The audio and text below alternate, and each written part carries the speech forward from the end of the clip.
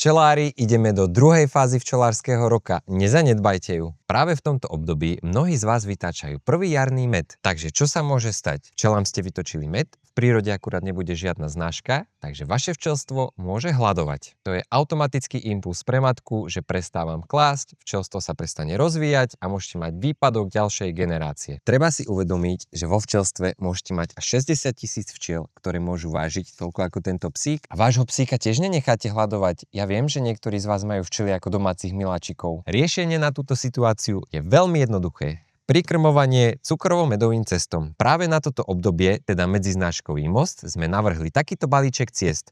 Cesto s kyselinami fulvovými a cesto s vitamínmi. Cesto s kyselinami fulvovými napomáha vstrebávaniu živín do buniek, teda ak je aj málo znášky, tak z nej vedia vyťažiť maximum. A cesto s vitamínmi, ak nie je žiadna znáška, tak im dodá potrebné živiny a vitamíny, aby boli silné a zdravé. A bonus na záver, ak vo vašom okolí postrekujú repku, tak toto je veľká záchrana, cesto so zeolitom, pretože zeolit na seba viaže všetky toxíny a pôsobí ako taký filter vo včelom organizme, napríklad aj pri otrave pesticídmi. Tak včelári, nenechajte to na náhodu,